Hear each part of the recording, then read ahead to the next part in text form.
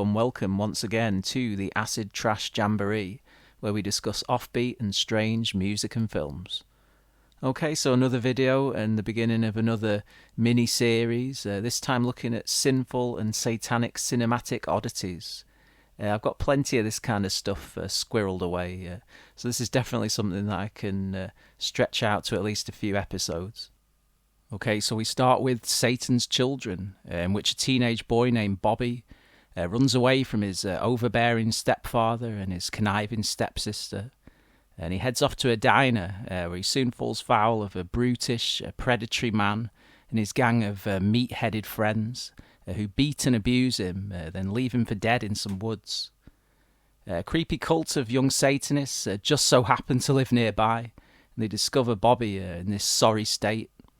A girl named Sherry, who's appointed herself as a cult leader in the absence of their usual one, Simon, takes it upon herself to nurture Bobby back to health and to indoctrinate him.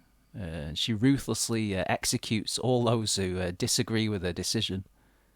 When Simon returns, he's less than impressed with Sherry's new friend, and before long, Bobby is on the run again, this time with a bunch of hostile Satanists hot on his heels. I was looking forward to seeing this one for quite a long time, but unfortunately it didn't really live up to my expectations. I've seen worse, we all have. It's just that the film is so dry, I mean quite literally regarding the blood content or lack thereof. So yeah, it's hard to get worked up about this one on any level really. The pacing is sluggish, the acting's mostly pretty poor, and pretty one-dimensional as well, and atmospherically it's as flat as a pancake.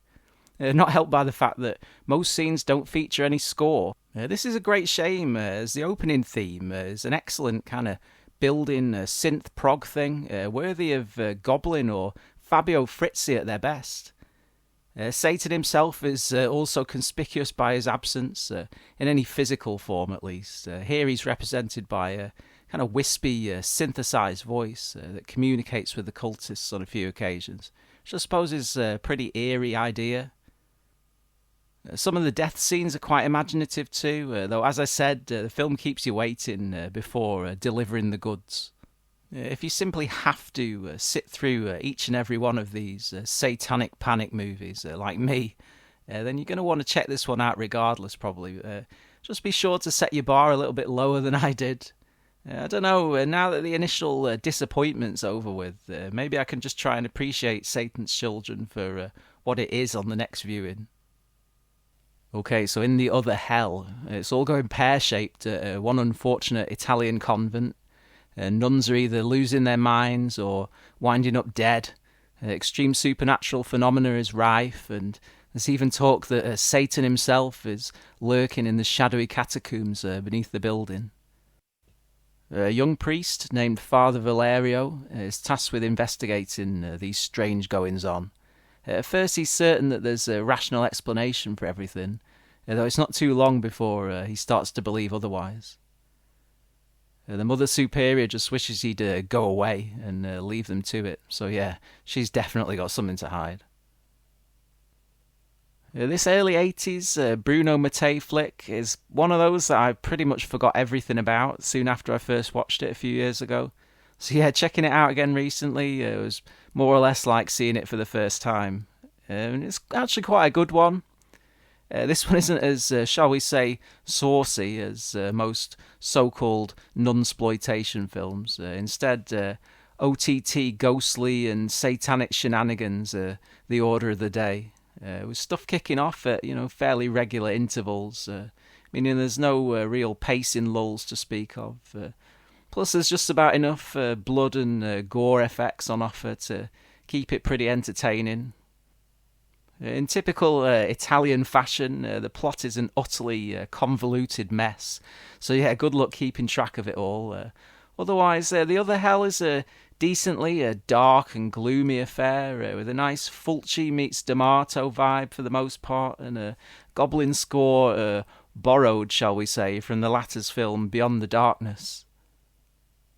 On to Suffer Little Children, and there's an unexpected new arrival at the Sullivan's Children Home, a seemingly mute girl called Elizabeth.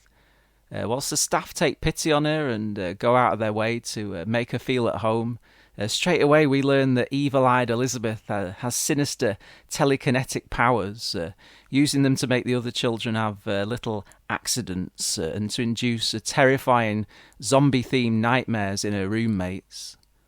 As the week wears on and the freaky occurrences start mounting up, the adults begin to suspect that all is not well with their new resident. Little do they know that Elizabeth is brainwashing the other kids in order to carry out the satanic massacre of the century. This fusty Brit shot-on-video effort is, by turns, bizarre and rather boring, coming across like the cast of Grange Hill trying to recreate Carrie on a sub-shoestring budget. Whilst the film starts off promisingly, unfortunately too much of the first hour is eaten up by a tedious subplot in which a visiting pop star, Mick Phillips, himself a former resident at the orphanage, attempts to woo Jenny, one of the senior staff members. Thanks be to Satan then for the last 15 minutes, mind-shreddingly insane stretch of sharp implements, gushing blood, devil cult chanting and epilepsy-inducing strobe effects, which is easily one of my favourite ever shot-on-video horror sequences, I think. Score-wise, we get a mixture of contemplative guitar picking, discordant synth noise, pounding and primitive freak rock, and quirky new wave, though the sound mix is so squiff that the music actually drowns out the dialogue at times. The acting leaves a lot to be desired too, though for a literal drama school production, I guess it's got a certain naive charm to it. And as I said, the climax goes some way to make up for the rest of the movie's shortcomings. Lastly for now, we have The Devil's Reign. Out in the ghost town of Redstone, evil sort Jonathan Corbis heads up a cult of eyeless Satan worshippers. For centuries now, Corbis has been at loggerheads with the Preston family, who, way back in the day, did the dirty on him and swiped a mysterious book of his, and they've been hanging on to it in assorted secret locations ever since. In a last-ditch attempt to reclaim his precious tome, he kidnaps several of the staunchly Christian Prestons and converts them to his cause. I mean, all he had to do was check under the floorboards in their house and the book would have been his again, but hindsight's a wonderful thing, I suppose.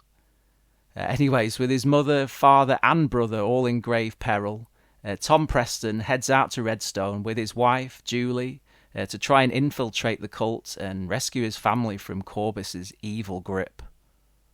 Okay, so the general consensus on The Devil's Reign is that it's a boring disappointment and that nothing actually happens in it, but I'd have to disagree. This is one of the coolest 70s Satan films I've ever watched, probably.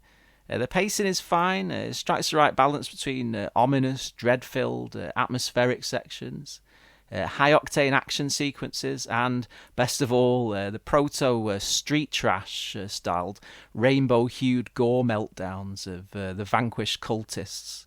I enjoyed Corbis's full-on Satan makeover too, which is obviously heavily inspired by the vision of the Goat of Mendes in The Devil Rides Out. Yeah, this is highly recommended if you haven't seen it already. I should also point out that William Shatner is in this, playing the part of Tom's kidnapped brother Mark. John Travolta also makes an appearance as one of the eyeless cultists, but rather ironically, I didn't actually spot him myself. Okay, so that rounds up this batch of devilish celluloid. As I said, this is probably something that can run for at least a few episodes, so if that sounds your thing, or if you just like to hear about wild and trashy cinema in general, then please subscribe so you don't miss out. Thank you for watching, and I'll see you again on the next edition of the Acid Trash Jamboree.